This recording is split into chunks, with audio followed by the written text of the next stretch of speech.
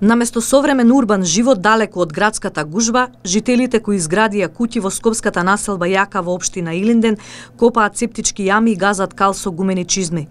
Во Јака, која се најавуваше како елитна населба, нема направено ниту една улица, нема ниту една светилка. Населбата е во тотален мрак и одсечена од градот без јавен превоз.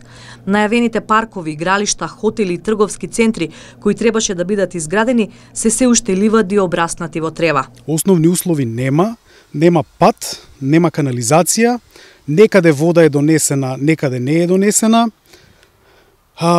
Ископавме септички јами. Јас имам направено куќа, живеам тука веќе 2 години и со септичка јама сум, мирисав внатре во куќата, 21 веќе не би требало да има такво нешто. Тоест, на ваков плац, на оваа големина, септичка јама не е дозволено да постои. Во населбата има околу 400 плански куќи на млади брачни парови, но поради лошите услови само 30 на семејства засега се вселени. Тие велат дека за изградбата на куќите ги подмириле сите финансиски обврски кон општината Илинден и дека општината според нивни сознанија инкасирала околу 1.200.000 евра, а не измирила ниту една обврска кон нив.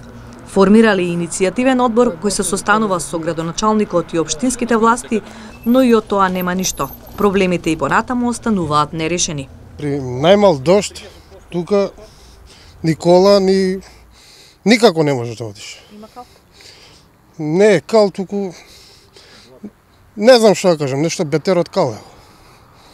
Што не може не се оди. Ке си да ставиш гумени чизми, ке се заглават, ке искочат. Значи нешто е претерано. Децата нема каде да си играат, ги носиме долу во населбата за да нормално за да играат, да се дружат со други деца. Нема каде да се играат тука, бидејќи има и големи треви, кај што има и секаде и тука има исто змии излегуваат и не можеш да ги пуштиш. Значи овде кој нема улично осветлување не се гледа 2 метра во темница. Ние го плаќаме улично осветлување. Јас сум прашал во Еванак, сум бил, значи сум им кажал да не ми наплаќаат улично осветлување затоа што не користам. Евана викаат, ние немаме ништо со тоа вика се пари на општината.